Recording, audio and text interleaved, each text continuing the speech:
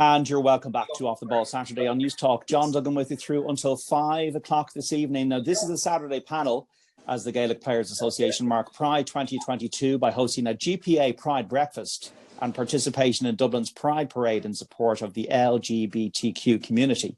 Now, to speak about how inter-county players are showing their colours to get behind the LGBTQ community, we're delighted to be joined by the former All-Ireland winning hurler with Cork and pundit Dónal Óg Cusack, All-Ireland winner with Cork and dual player Hannah Looney, and Michael Darragh MacAuley, the Chief Impact Officer of the Human Collective and the 2013 Footballer of the Year with Dublin. Dónal Óg, Hannah and Michael Darragh, you're very welcome to Off the Ball Saturday. Thank you very much, John. Hey, John. Hannah, we'll start with you. There's now an Equality, Diversity and Inclusion Manager with the GPA, Gemma Begley. So to start, perhaps you can talk about the Pride Breakfast, the progressive steps the GPA has been taking to support the LGBTQ community. Yeah, look, it's brilliant. This year, I think the GPA have really taken the Pride campaign by storm. To see where it's come from maybe a couple of years back when there was only a handful of representatives supporting Pride. Now there's representatives all around the counties, straight allies especially, which is just super, super important this year. And it's just really, really great. And, you know, I think everyone's looking forward to the Pride Breakfast tomorrow, and there'll be a huge turnout again for that. And it's just, you know, as from a personal perspective, being part of the community, it's just brilliant to see. Dónal Óg, what have your observations been around inclusion when it comes to sexuality since you came out over a decade ago? So I suppose, John, it's probably that challenge that you always think that, you know, on one level, you'd imagine that society has moved on. But then if you look at some of the realities of it, you know, in terms of from a sporting point of view, you know, how many out, especially on the male side of the game. And I think that's a thing that's confusing, challenging at times in terms of wondering why that the female game appears much more advanced and mature in that space. And it's been one of the real learnings, if you like, for the GPA, given the merger of both the Women's Gaelic Players Association and the Gaelic Players Association, that's in fact the way. And it's you know, you look to other sports as well. It's not only on our own island here. You look at even big sports in the US or some of the biggest sports that are closest to us, John. Look at the Premiership, right? So there's no out gay player in the Premiership. So it obviously says that there is an issue there. I was reading David Goff, Dónal Óg, the inter-county referee, and he's spoken in recent days about this. He says it's a bit sad that males in Gaelic games have not found a comfortable space yet in terms of coming out. He said that they are there, they're in the community.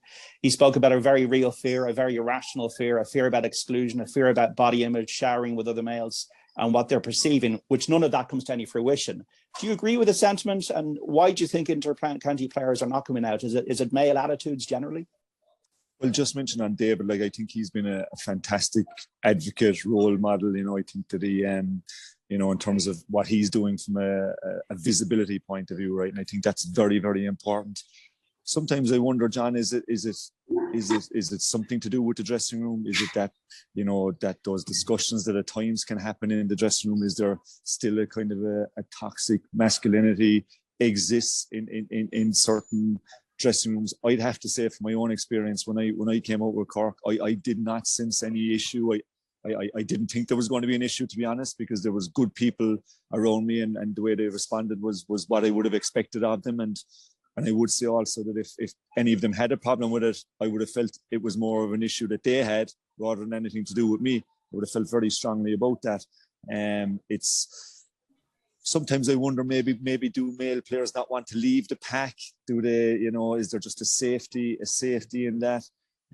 Like David said, like there's plenty out players within the GA, right? It's just that maybe they don't feel comfortable enough maybe to come out publicly. And who says what's right or wrong? You know, people don't have to come out publicly if they don't want to do that. That's very much their own prerogative. But what I would say in addition to that, then, that it's role models are so important and visibility is so important. And for young, I think of young and old, John, when I'm having this conversation with anybody, I think of young people who will look up to these people, who, you know, if you can't see it, you can't be it. But I always am conscious not to leave the old people behind as well, because over the years since I came out, I've had many discussions with old and young, and it's it's one of the ones that's always struck me, and it's mainly through sporting connections that I have these conversations, that there are many people in the association as a whole who've never been able to live their life the way they wanted to live it, for just whatever fear or, you know, weight or worries that they have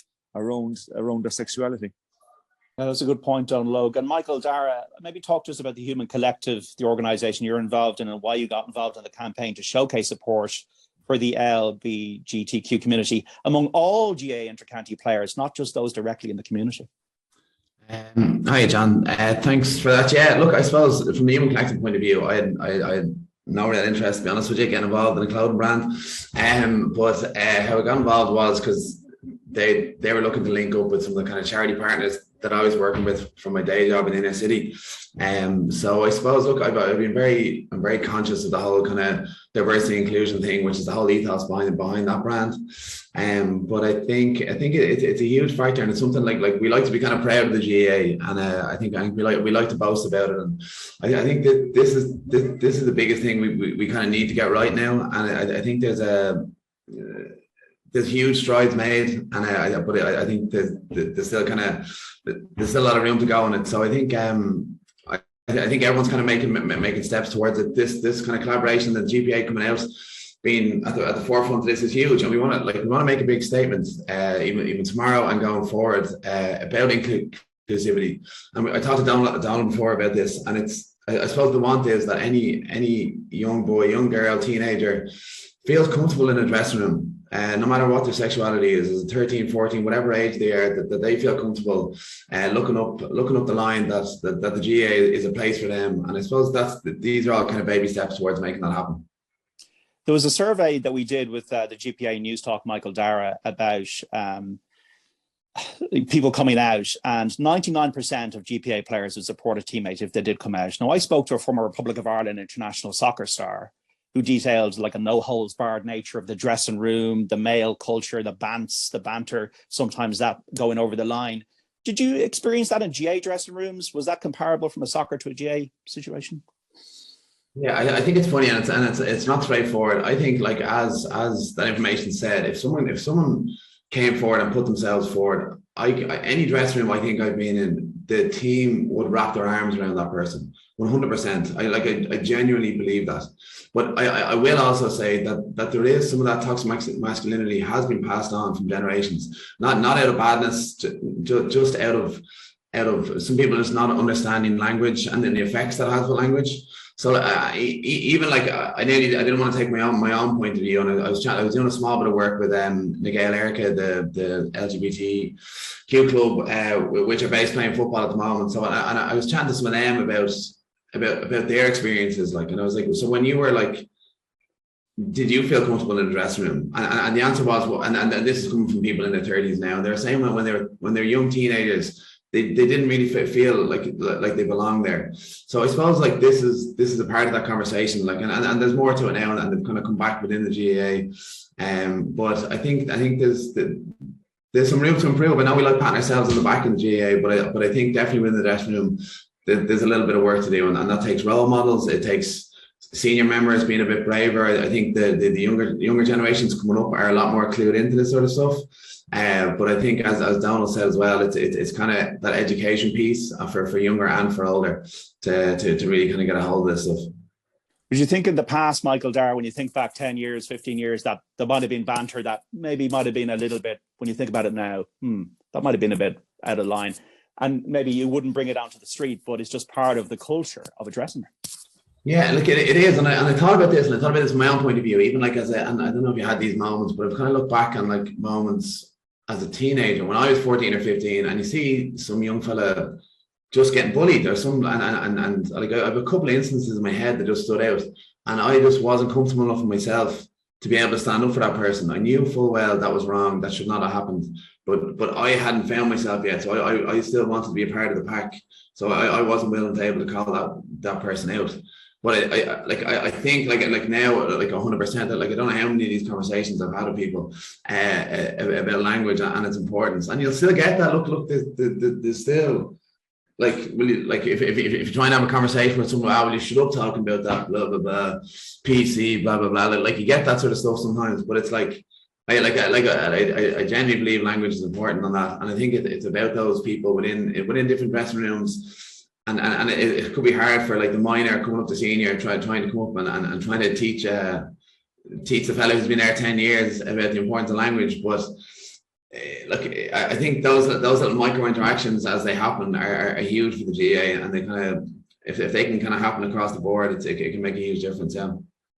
Hannah, when you came out, how did your teammates react to it? Were you nervous? Did you have any trepidation? Was it a significant step for you, or was it straightforward? What was your experience? Yeah, to be honest, overall it was a pretty great experience, a welcoming experience. You know, I suppose the biggest obstacle for me was kind of self-acceptance and kind of figuring it out for myself. So that kind of happened over a couple of months, and you know, once I was comfortable in myself, like initially speaking to my friends and family was quite daunting, but you know, once you get it out there, it's just a total weight off my shoulders. And like, you know, I have a distinct memory of coming out. It was to my football friends and my camogie friends, you know, they're my closest friends. It was in the middle of the season, and you know, they just took it in their stride, and you know, were there to support me in any way I needed, because it was still a bit of a journey that I was going through. And so, you know, it's always been a welcoming environment for me. And I suppose, you know, when I look back, I think I was very fortunate, because in Cork camogie at the time, I had great role models in Aoife Murray and Gemma O'Connor, and to be able to talk to them and see how happy they were in their lives and living their true authentic selves, you know, made it a lot easier for me. So I think that's why it's so important that you need to keep having this conversation, not just in June in Pride Month. You know, visibility needs to continue all throughout the year. Yeah, we've seen Dónal Óg, like Leinster's Nick McCarthy this week coming out, receiving a huge amount of public support. Jake Daniels at Blackpool, the soccer player, the young guy. When you were making your decision, was there trepidation? Was there worry? Perhaps maybe speak to us about the lead up to the decision and then the reaction afterwards, Dónal.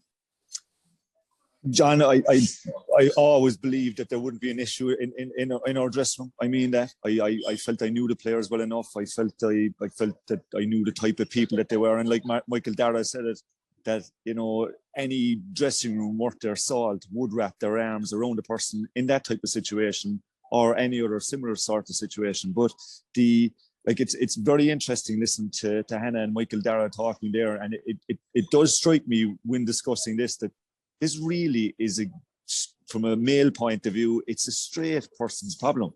It's not the. I give you an example of what I mean.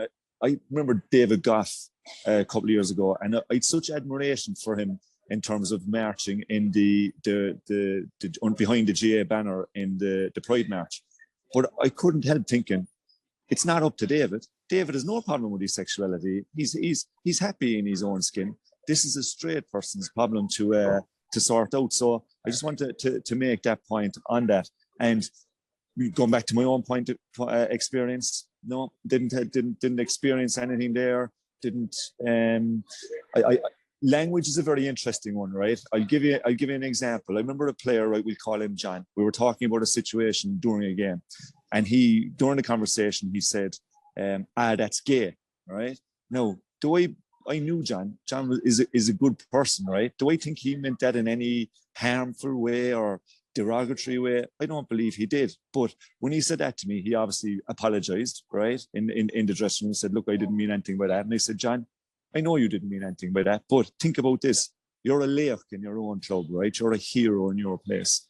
So imagine if you use that type of language, if a young boy or a young girl that hears you talking like that, what would be the impact on them?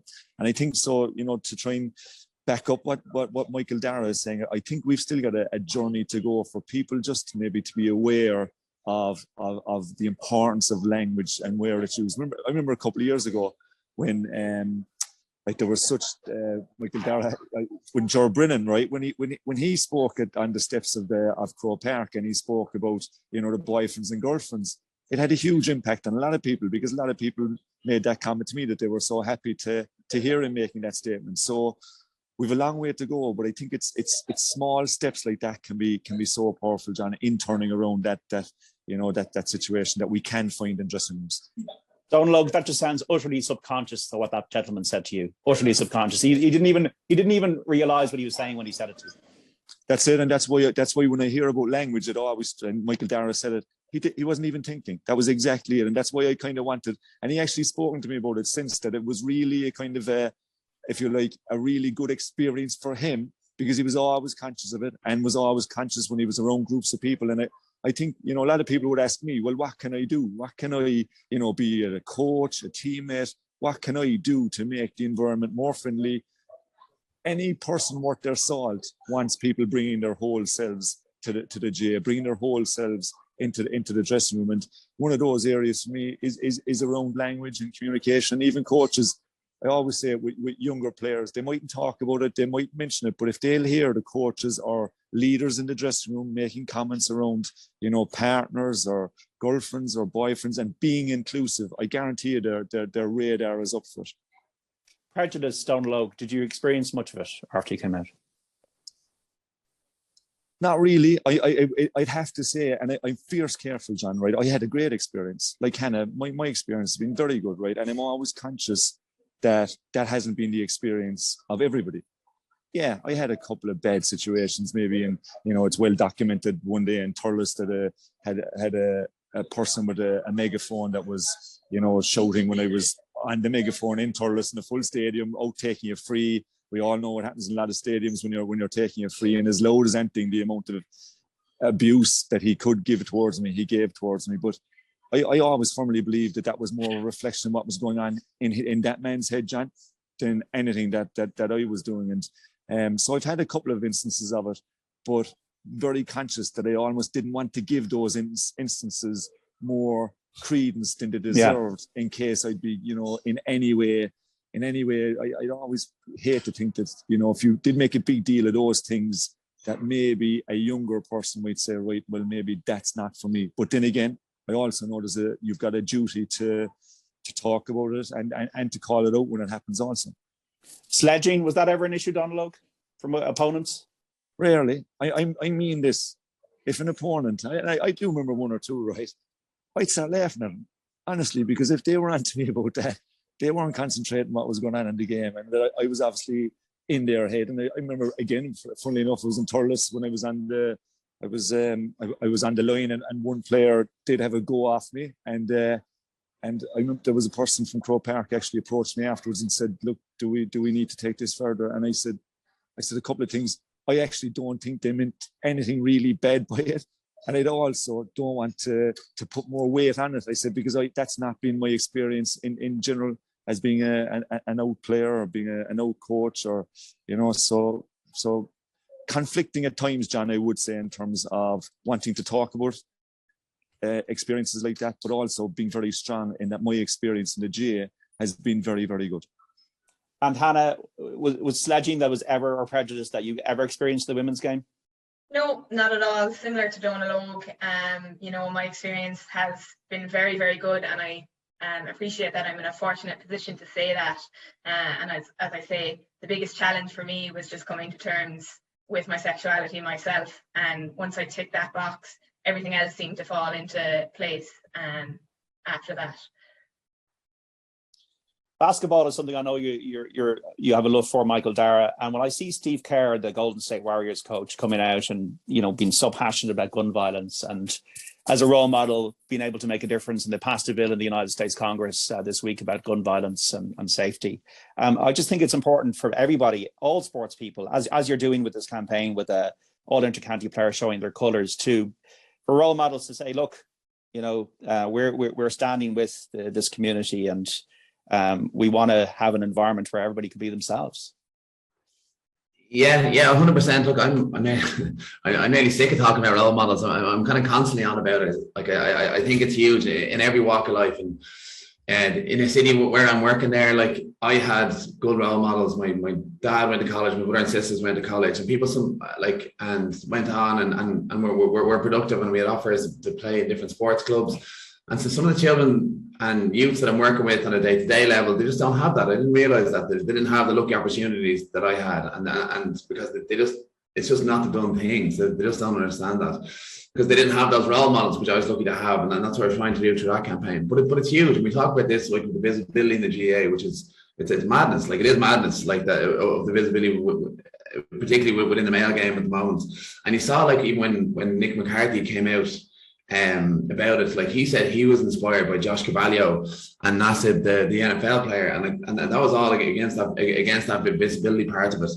And the same thing, even like this, it trickles down that Jake Daniels, who more recently came out, said that he was inspired through Josh as well. So I suppose that's kind of what it takes. And look, Steve Kerr's was amazing. I think everyone was kind of moved by that speech, because he was thoughtful. It was backed up with information, and you could just tell he's authentic and he cares about this. He's not trying to win votes, which is what it all comes down to in America. He's just passionate and believes about that. So I think that's huge when you find these role models who are just passionate about something and believe in something, that hopefully, like, that message kind of crosses over a few barriers. Yeah, and similar to the Woody Harrelson thing as well. We're saying Woody Harrelson, what's read his book as well. What's his name? Matthew McConaughey. When he spoke on the steps, and he has a big Southern Republican fan base as well. And when he gives that, like, unbelievably passionate speech about gun violence, then if you the people who are so polarized into believing one way can realize, Jesus, maybe there is something to this whole gun law carry on. So look, I think it's a huge part of it. We're going to need more of them in the GAA coming up, and people being passionate about it. And you always think of that, like, that kind of shut up and dribble piece by that LeBron was told, and he's just gone on to do amazing things, like, and being so much more than a sports person as well. So I think the more these people, more these role models who kind of believe in something and are authentic about what they believe in, the better. And I think that's a real way that sport makes a difference, and sport can change people. It's a situation, Dónal Óg, where we want to get to a stage with this piece that it's not a big story when somebody comes out. Definitely, John, and I think it's an example of it. It's one of the areas that shows the difference between the female and the male games, in that, like, it's you saw last week with Nick McCarthy. It seems such a big deal. Like, from my understanding, there's a lot more women come out, but it's just not as seen as a big a deal. So I think that's a perfect example of. And in an ideal world, of course, it'd be no big deal. In an ideal world, it'd be the last worry that people would have on their minds. Whenever I've spoken to loads of men and women about this, and I always say to them, look, there's enough going on in life. There's enough problems out there. There's enough issues out there. This should not be one of those issues. This is just part of who you are. It's like, when you talk about Hannah is a camogie player that her sexuality comes second. I was a hurler who happened to be gay, not a gay hurler. It's one part of who we are, right? And with a lot of people still, unfortunately, it's a weight that they carry around them. And it's one of those things that shouldn't be on their mind. There shouldn't be a weight that they have to carry around with them. So hopefully we'll get there some stage, John, but there's still a way to go away. How do you think, Hannah, the education piece is around LGBTQ in schools, for example, in colleges? Could more be done there, do you think? Yeah, definitely. I guess, like, if I look back to my time in school, I can't remember it ever being discussed as a topic, to be honest.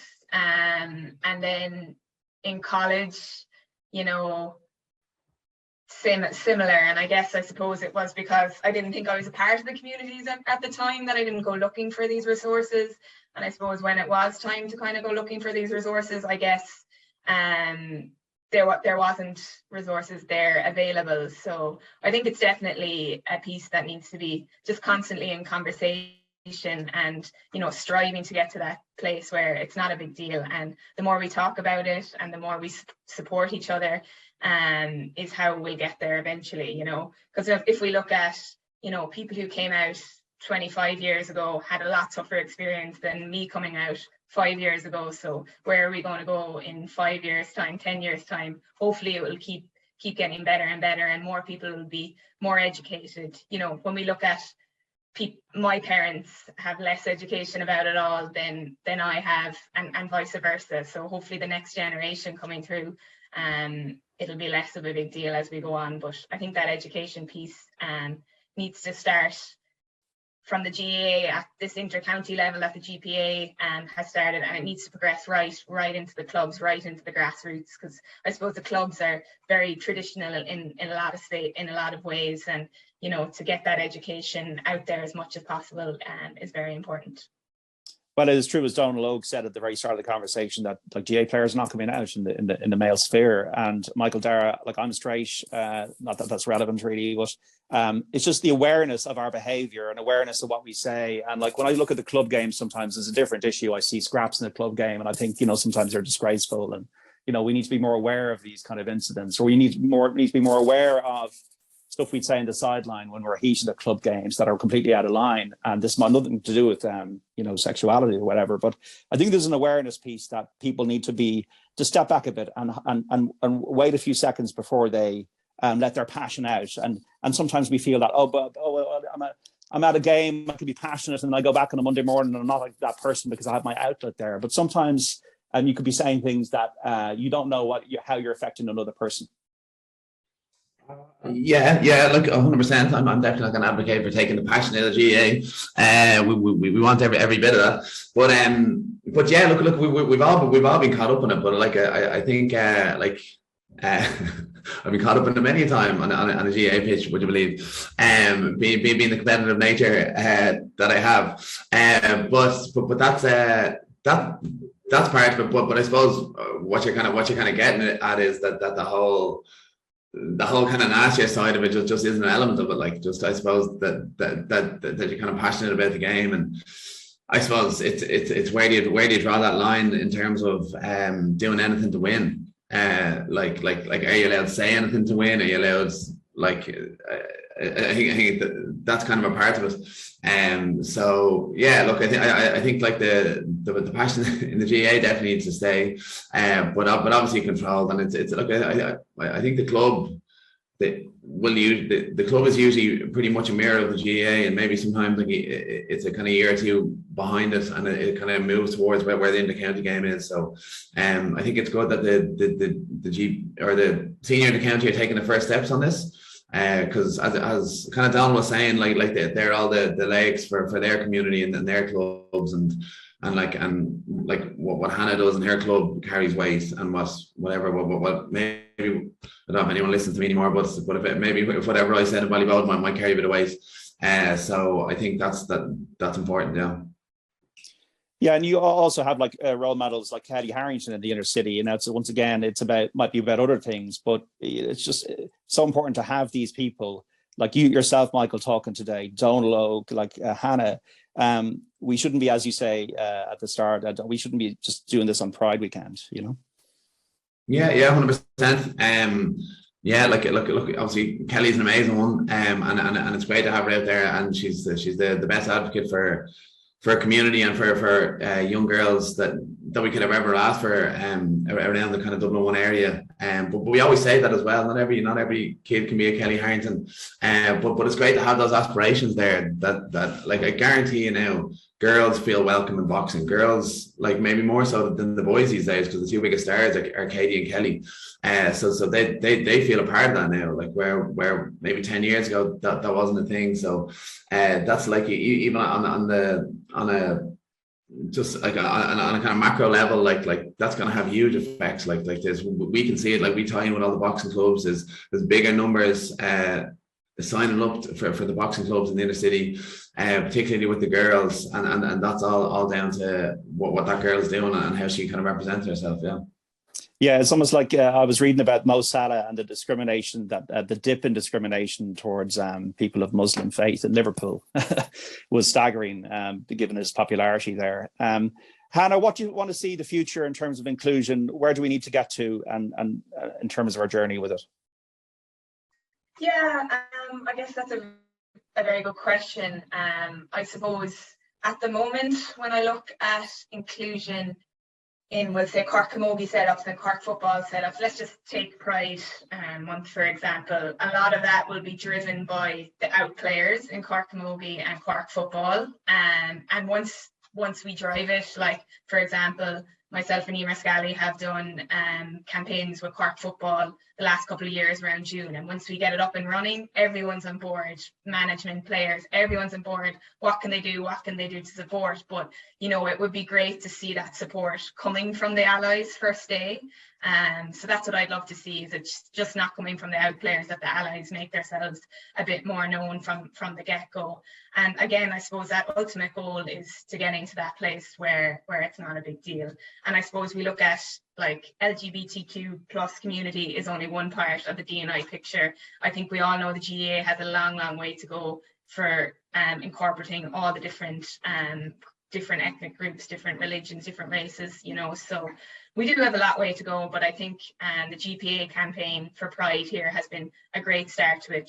Just again, comparing where it was a couple of years ago when there was only a handful of people representing the GAA. Now we have like hundreds of people representing the GAA for Pride. So, you know, we just need to keep striving, keep forward, keep making those conversations in the dressing rooms, on the pitch. And, you know, it's really important for the allies to get on board to make it more comfortable for people in the future to come out and, you know, be their true authentic selves. And as I said, I've had a brilliant experience with the GAA. It's out of all the different groups I'm involved in, be it work, school, studies, the GAA has always been an environment where I can be myself throughout the years, and I'm really grateful for that. So, you know, my experience has been very positive, but you have to be conscious that we have a long way to go to make it inclusive for everyone. And Dónal Óg, what would you like to see the future to be in terms of inclusion? I was walking into Crow Park this evening, John, right, for a couple of pictures, and I noticed the sign "Where We All Belong," and I think that's a really good use of language, and to make that real is, I think, what we're all working towards, where people can just bring their whole selves to the association, be who they are, and, you know, live a fulfilling life that has sport make a very major part of that. You'll be at the parade today, Dónal Óg, filled with colour and cracking it out. I will indeed. I'm looking forward to it. There's a big hurley in the Pride colours, and absolutely, and proud of it, John.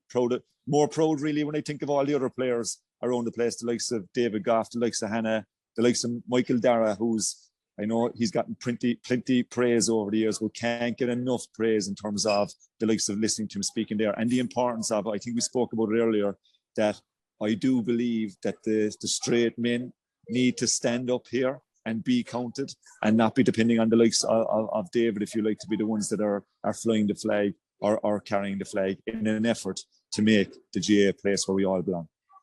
Well, I think a lot more of them will do that than won't, hopefully, Dónal Óg, and I think that's hopefully what we'll get to in terms of getting to a good place on this. Agreed. And thank you, John, for having this discussion. All right, Dónal Óg Cusack, Hannah Looney, Michael Darragh MacAuley, thanks so much for your time today to speak about the GPA Pride Breakfast, the parade itself, the support GAA Interparty players. All of them are given to Pride, and the backing of the Human Collective for the campaign. Take care, folks. Speak soon. Thanks so much, John. Thanks, John. Thanks, everyone.